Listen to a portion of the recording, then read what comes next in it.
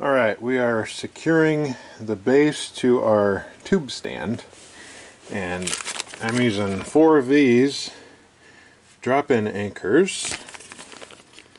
Okay, marked them out, drilling them out with a very nice Bosch concrete bit, 1/2 inch, and put the stand on there, scribbled it in pencil, and came around with my my punch there, punched center as much as I could eyeball it, drilled down. And this is also the install tool for them. You can buy them both at Lowe's. Pretty self-explanatory there. Picked up some longer bolts, which will hopefully fit through our spacers and give us a nice anchoring point. So I'm just gonna button that up, and we'll see how it goes here. Alright, there she is, all mounted up. Had to use the 5-inch bolts that I bought.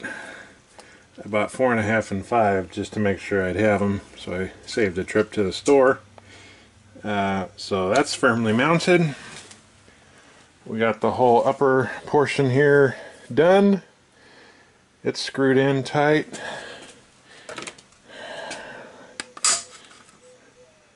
She is level. She doesn't have any droop. Well, should have a little bit. Nope, that's pretty good. Yeah, still, I could probably drop this a smidge. Mainly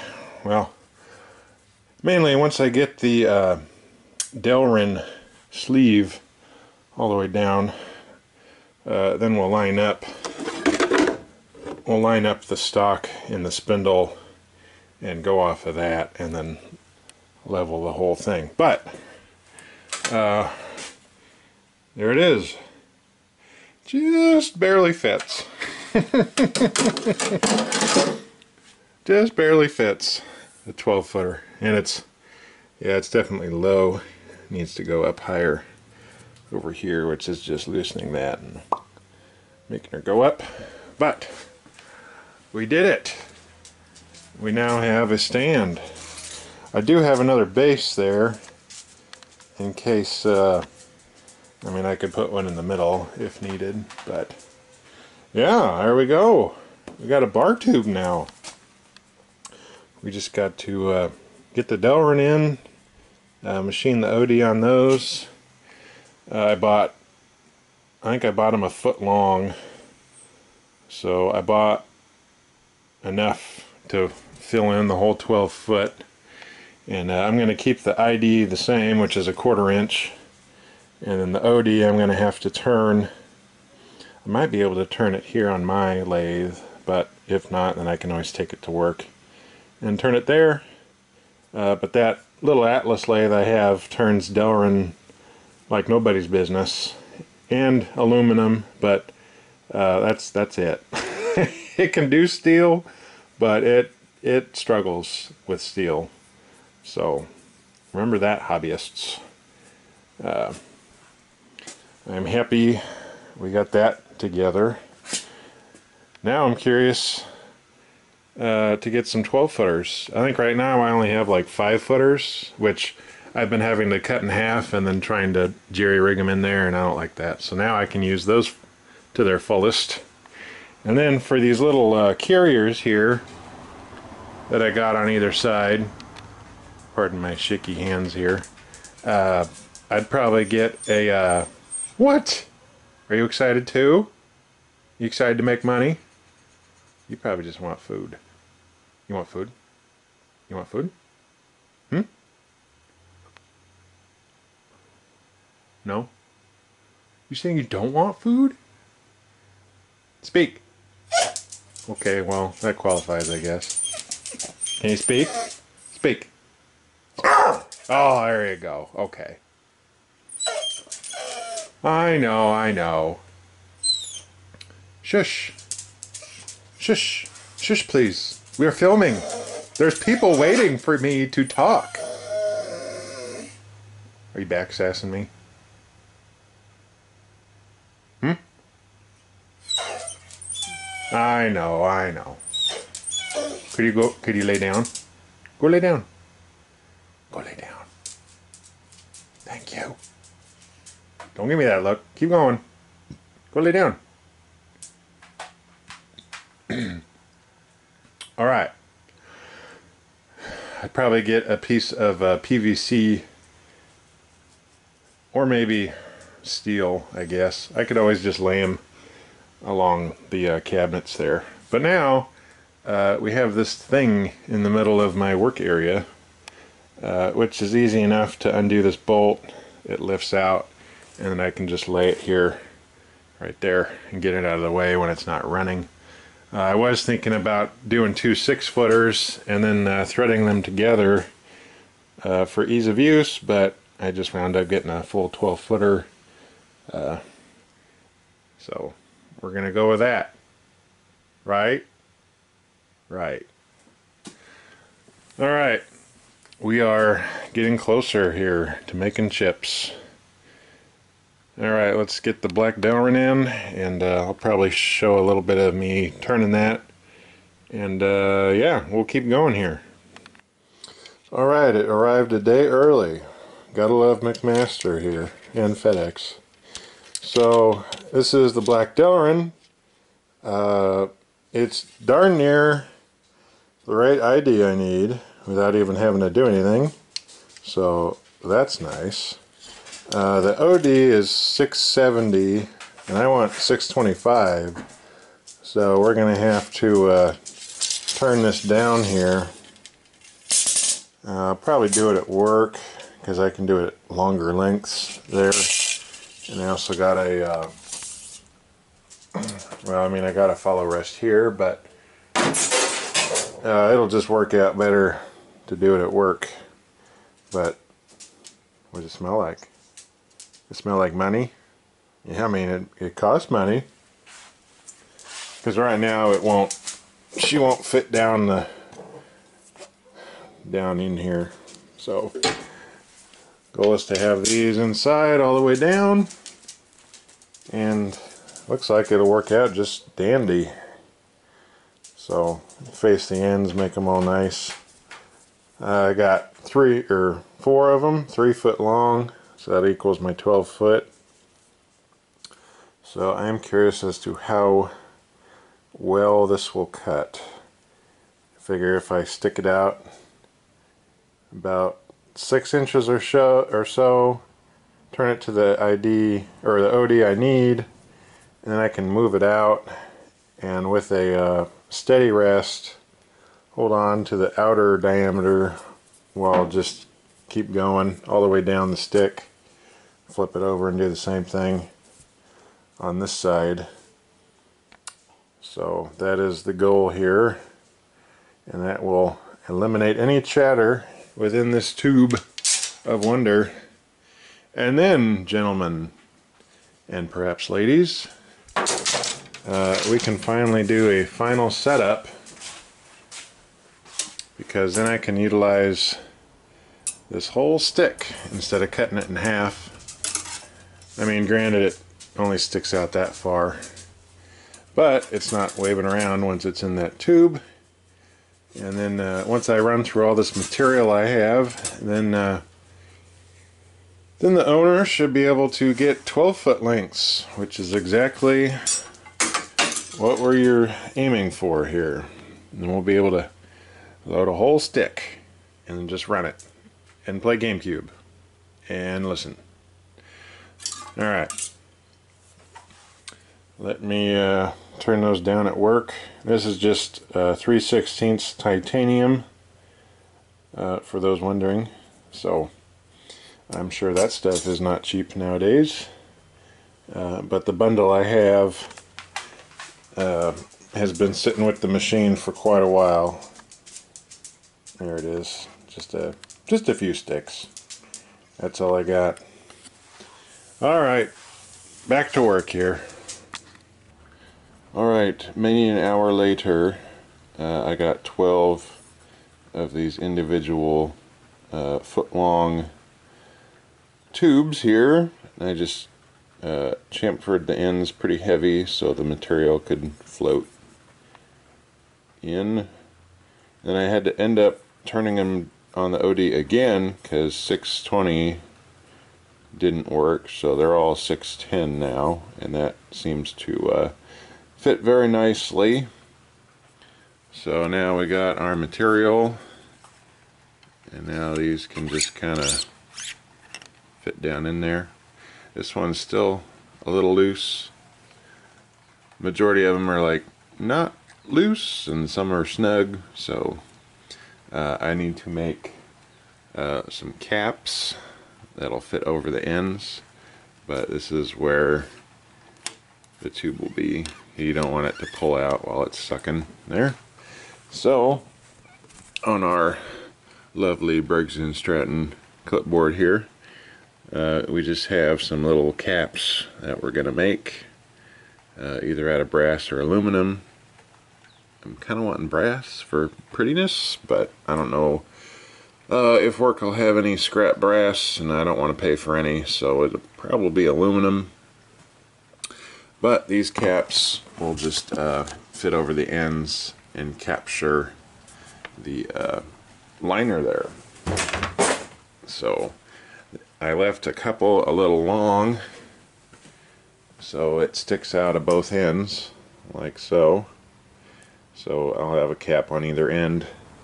And then if I ever have to run a different size material, I can just buy more of the Delrin and machine it to whatever size I'm going to run, change out the liners, put the caps on, and there you go.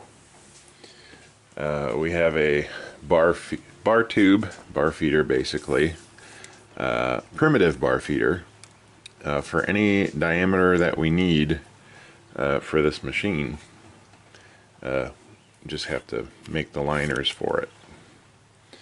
So now we can lower it, lock it. It should. Oh, come on, you jerk. There. And it will feed in like that. So that turned out pretty nice. And there won't be a bunch of rattling when it's running. I'm sure there'll be some, but you know, this sounds a whole lot better.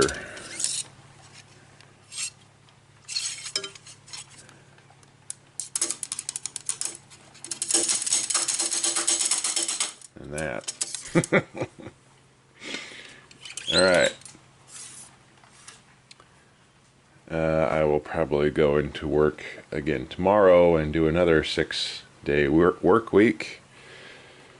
So I will make the caps then for this, and probably only work a half day because even though today's my weekend, you still have to have some mental break from work. I also found when I went to Napa they had these Dicom markers, and I thought that was pretty nifty. So we got red and blue. I personally like blue because red always confuses me if I bled everywhere or not. But I got those in case we need those. And we're looking mighty close to having some parts, hopefully. I just have to put the cover on and then set up a part. I do need to clean out the tank, or the sump, I guess. Drain the old stuff into that Lowe's, clean out, and put, I think it can hold 10 gallons, but I guess maybe it'll hold like 7. We'll see how much I can fit in there. And then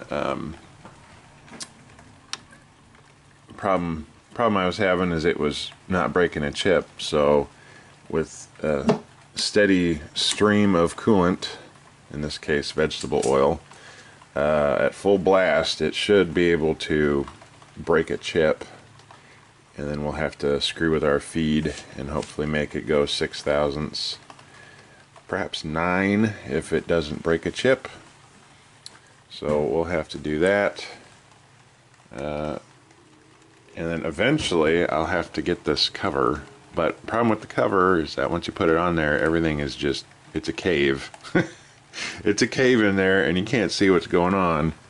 So either, I think I said it before, put some like LED lights in there, something like that, something to see. Maybe I can utilize this little viewport here and stick a little light out. You can actually see what the heck's going on. I mean, you're gonna have cutting oil and everything, you know, doing its thing, but it'd be nice to see something. But as it sits, I will still have to be out here when it's running in case something happens. I'll need to look at my tooling and see if I need to order more. I do need to order more inserts for that box turn tool, because I only have the one. So we'll have to order some of that, which costs money, which is why we're going into work for 6 days in a row. So that is our goal here, and I am working on the Scout, so there's a Scout video involving the steering column there, so that'll be, you know, eventually happening. And there might be Ford Bronco parts. Shh, there might be, you know, Ford parts because Scout doesn't make anything, so we have to adapt things to make things work, which we're used to. Anyway, I'll get these caps made and then come back here for you guys.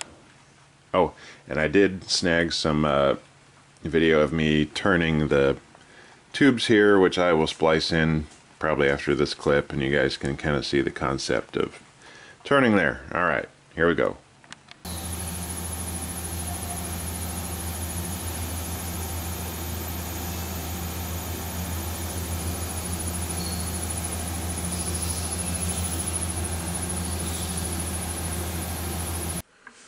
Alright, get ready for some goo here. Maybe. Well, if we can position the wrench right. I guess we're not doing it that way. Come on, you can do it.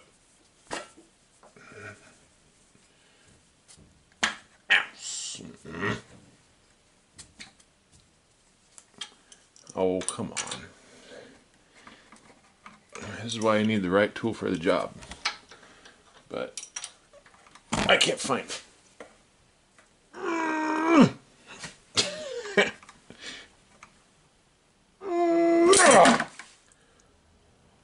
Well, that's lost forever.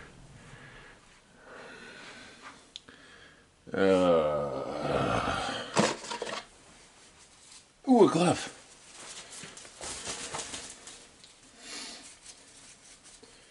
Uh-oh, your battery's about to die. Ew.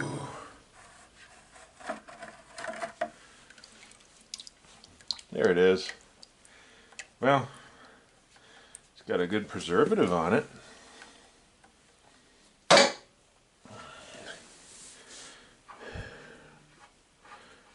Alright, here you go.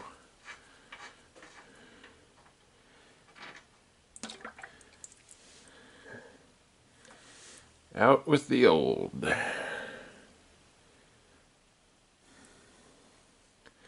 This stuff's actually not, I mean, it's not bad, but it has been growing something. And the problem I'm running into is I don't have enough of it to constantly keep my tool cool enough to cut the titanium. Because if it's not cool, then it just squirrely chips everywhere, and we don't want that. We want tiny little manageable chips that'll get flushed out with the coolant. So that is what we're gonna do. So Step one, obviously, drain the old out. We're going to clean the sump where it lives, throw it all back together again, and then open up some brand new cutting fluid here. So let's get to cleaning here.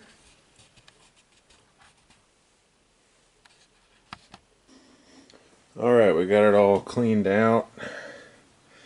I just ran some cleaner and bleach to just kind of wipe off all the surfaces here in case if anything was growing. It's already got some oil pulled up down there. So anyway, nice and clean as you see. And we're going to be putting in this Hengstifer's Missile Lube. Not a hazardous substance or mixture according to the globally harmonized system.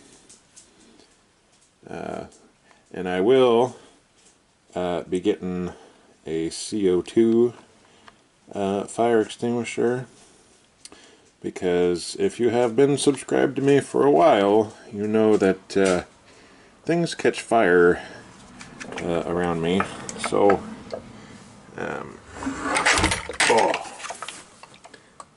so I'm going to need to get the MSDS sheet as well and have that handy. I do have my I got my eye wash on the wall there, so we got that. I might relocate one right to the side of the machine. I mean, somewhere nearby, so if I do happen to get something in my eyes, I know where it is and I can reach it and, you know, start squeezing. I also have the garden hose right there, so, you know, not that I'd want to be flushing my eyeballs with that, but, you know, it's what we get. So I'm going to put you guys up on a tripod, and then I'm going to dump a nice brand new bucket of Hengstefers in here. So let me get you set up to do that. Alright, well, this stuff looks green, and the stuff we took out was brown. Oh, clear, eh?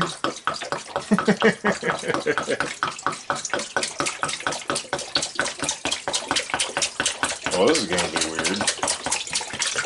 What is this? It's very watery. Huh. Well, that's interesting.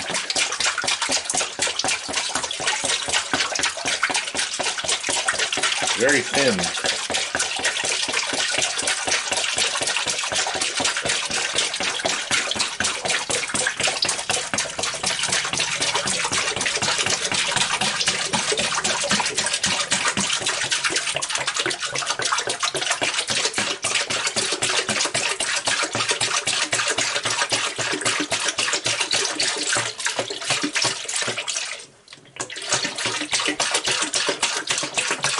Alright, well, that's enough split splashing. You get the picture. Alright, well, looks like I just poured a bunch of water into it, but, I mean, it's oil. It's clear, so that's interesting. One bonus I can see of this is that it's watery enough to where it'll drain back really easy, whereas the other stuff was really thick and wasn't allowing it to drain properly. So the sump is filled right to the brim here, which I would assume is full. I could probably top it off a little bit more, but I'm going to save that other bucket because, you know, this stuff ain't cheap.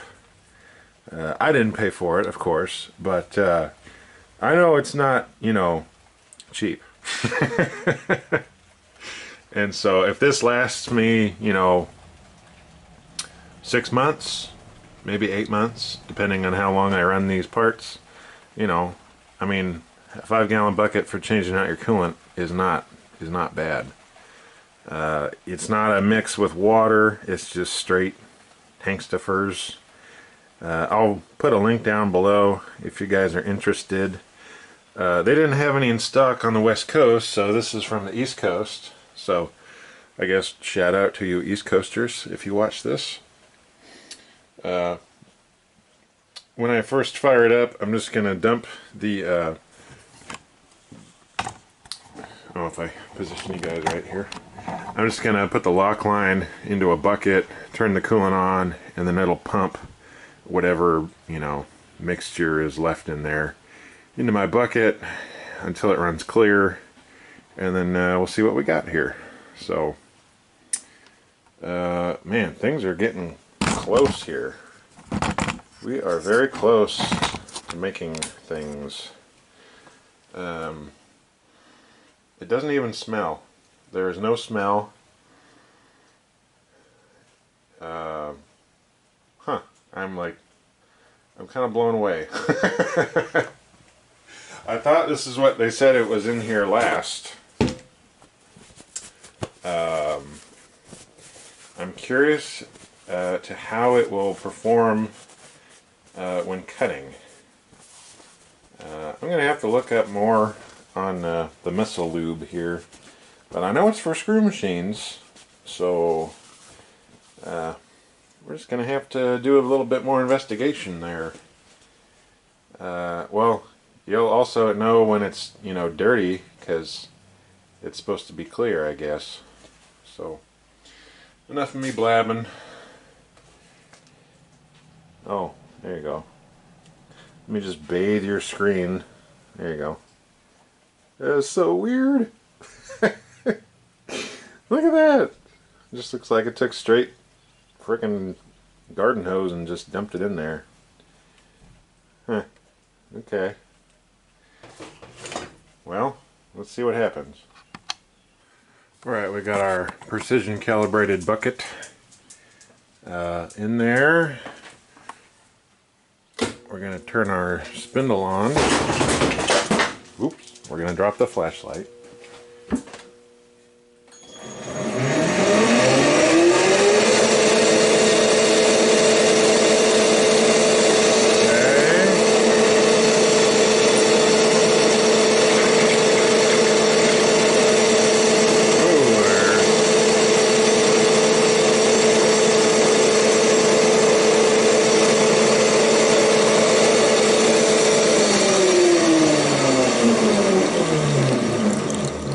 And there we go.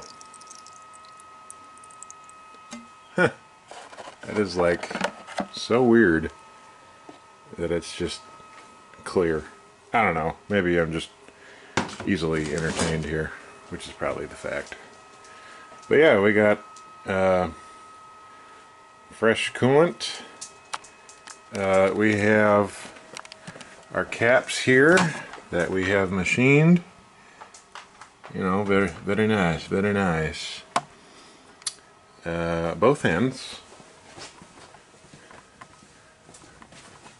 here.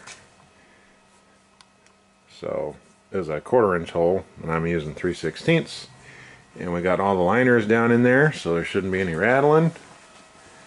And we're about stinking ready to throw this little stick in there. And I gotta get rid of that stick that's in there. I don't know how long it is, but probably not very long. And we're just gonna have to go to town, and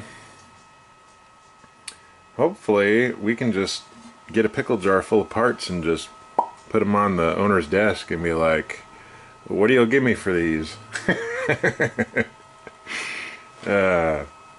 Because you know, money is getting pretty stretched thin nowadays, if you haven't noticed.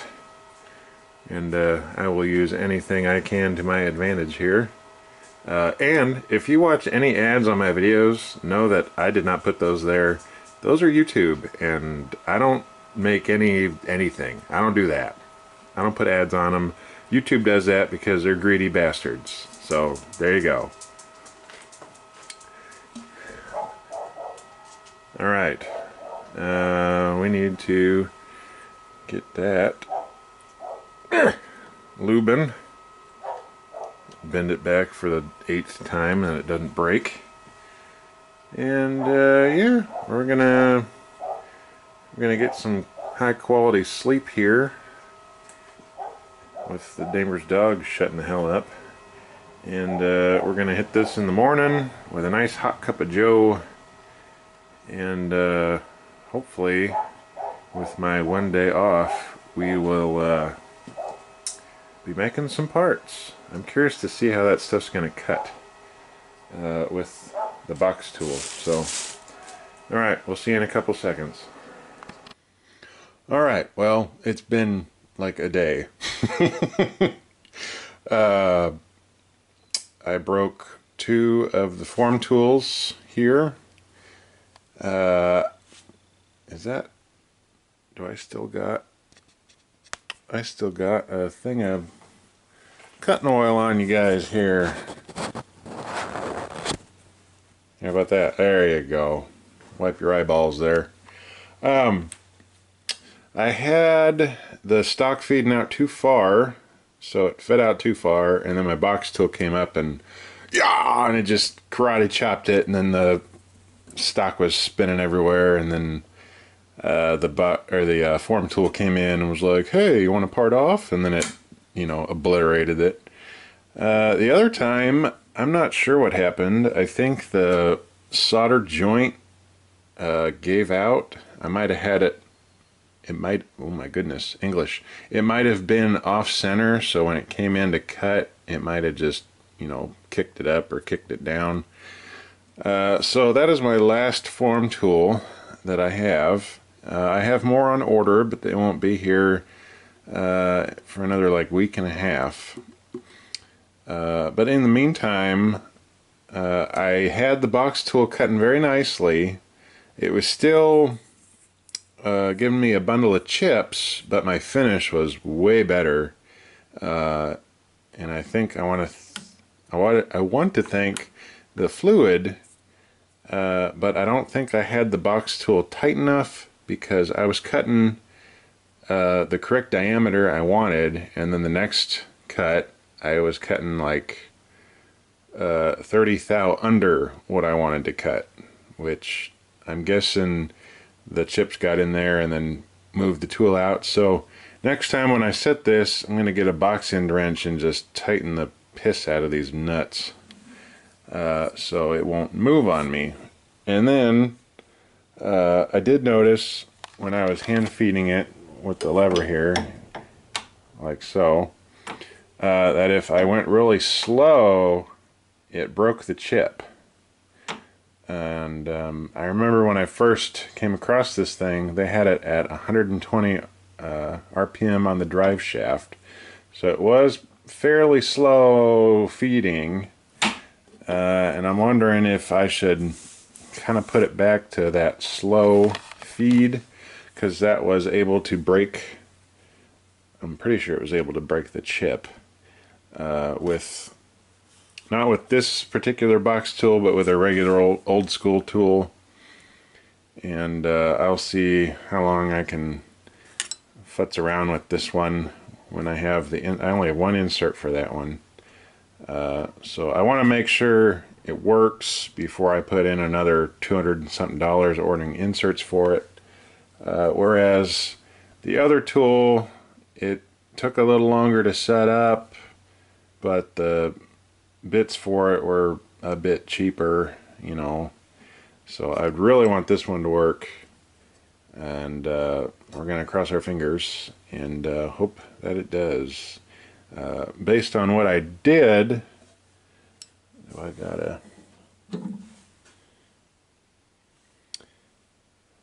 there's the finish on the one that I made, and you can see how it tapered, but the finish that it left was very nice, and then there's no burr against this edge or the shoulder there, and so that was like the third try or so.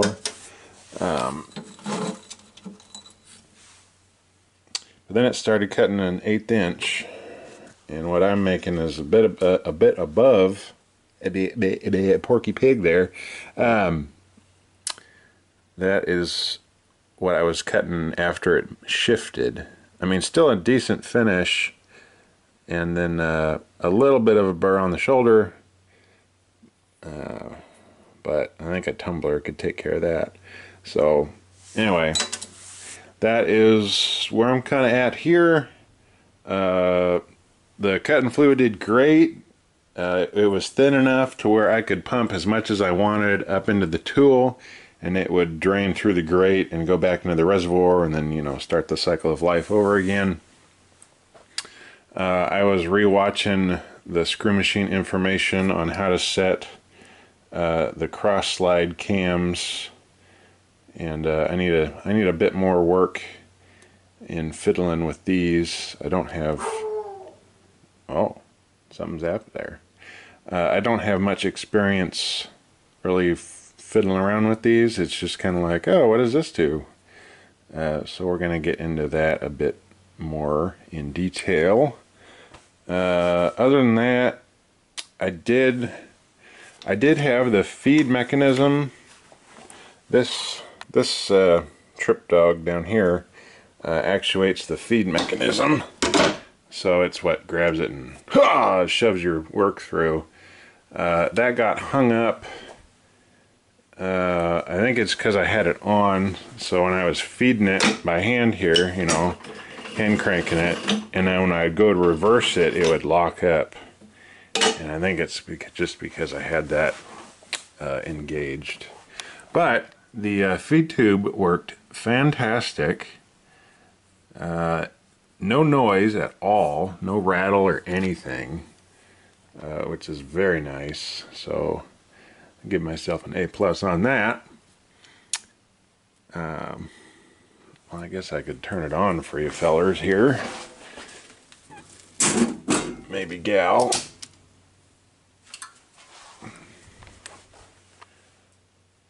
Is it on? Okay.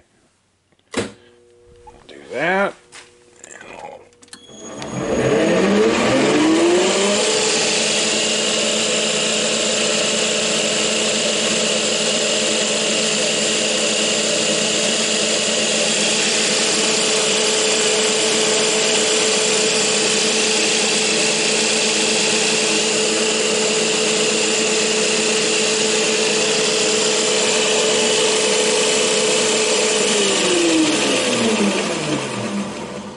Like, there's very little vibration in this thing, and this is probably clear back here in material, and this thing is solid, so that makes me very happy that all that effort was not wasted, because this machine didn't come with that tube or a stand or anything. It just was the machine. So that makes me happy. What else here? I think that's kind of all. I did get a granite plate. Check out this cute little thing here. A Finn Tool and Instruments, Canoga Park, California. I got it off of eBay, and it was MSC Industrial Direct, and it was like 130 bucks. The reason I bought it is because it said made in USA, so it's just a small little granite plate here. I'll probably either use that black magnifying lamp that I got and mount it to this, and then I can kind of use this old Kennedy. I'm gonna say it's on loan from a coworker, because he never picked it up. But I reached out to him, so if he wants it back, he just needs to let me know. But in the meantime, instead of having it get pitched into the dumpster, we're gonna organize it with all our screw machine tools. And I'm unsure of the year of this Kennedy, but it's got a lot of nice drawers, and it's got this really cool like garage door lid, like so. But that is, there's room for a cutting oil, and then, you know, we can get some sushi foam for our micrometers and tooling and, you know, all sorts of stuff. But like I said, I'm going to say it's on loan until I hear otherwise. But we're going to utilize it because it needs a home. And I believe it did come from a screw shop to begin with. So it's right at home. Anyway, for those who don't know, granite stones here are a precision ground flat. They use them for comparing measurements on your parts. Some have a drop indicator with there's a hole with a tube, and there's an indicator sitting on it, and you can check your stuff. This one, I bought a small optical comparator, a very old school one. I'll go get it and show you guys. But an essential item for any wannabe machine shop, I suppose. Let me go get my little comparator and I'll show you guys. Alright, so this adorable little thing we got off of eBay, and you can tell it's older because it comes in a little wooden case, although I do know a lot of Mitutoyo stuff comes in a wooden case. And then the felt inside is kind of, you know, eating itself apart. But this is a Bell & Howell Company USA indicator, or I mean optical comparator, pocket comparator, and it comes with the instruction guide here. Oh goodness. Come on, fat fingers. Slowly, don't rip it. Good job. I'm unsure of a year on this thing, but I imagine it is in the 50s, I would guess. There's no date on it. But anyway, when you look down the reticle there, you see this, and this allows you to look at different angles, you know, 40, 50, 20, 10 thou, 5 thou, 2 thou there. A little itty bitty dot. Yeah, little tiny dot right there next to it. 5, 10, 20. This allows you to adjust, make any fine adjustments. Now, they do make larger machines that are like projector types, and those are quite expensive that I cannot afford. But I figured for a little screw machine shop that could, having one of these would be just fine for what I'm going to do. And so when I run a part, I can look at it under this here. I don't know if you guys will be able to see it. Ew, it's terrible. Oop.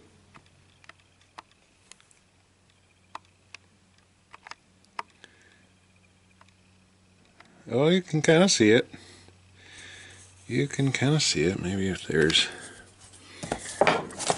Here. Pardon my...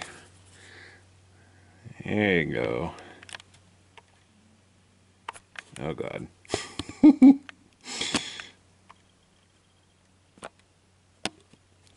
Oh, you kind of saw it for a little bit. This is probably not... You gonna do it? No, you're just gonna zoom into and turn. Oh, hey, oh, hey, there it is. So you can kind of see it there. If shaky hands can hold it steady, you can see it. It does need a little bit of a cleaning, just a little sprucing up with like an alcohol pad or something, just because that felt has kind of deteriorated. Oh, you can see it a little bit better there. Pardon my camera work there, gents. So those are the newest eBay finds there. Those two. And it always looks nice sitting on top of toolbox.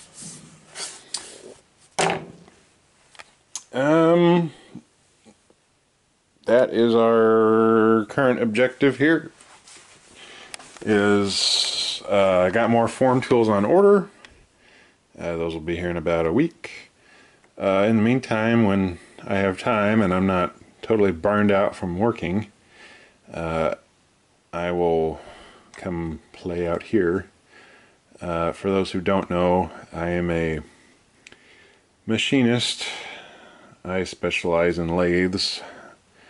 I run and operate CNC lathes. Occasionally, I'm the one sole who runs the manual lathe, so that is what I do for a living. And so far, it's paid the bills, but this on the side will help pay the bills more. Yay! I also talked with the owner of this machine, and I can show the process of manufacturing the part.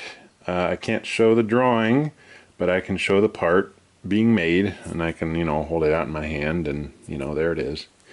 And I can go over some general things of the part. And that is good. That means we can do a full breakdown on the full machining process of the part for those interested whenever I can do that, which is hopefully within the next month. We will be making parts, and then we got to figure out everything else that goes with it. Logistics and taxes and business names and all that fun things. But thank you all for watching. Please like and or comment or subscribe, if you like being a machine nerd, I suppose. Anyway, thanks guys, and we'll see you in the next video.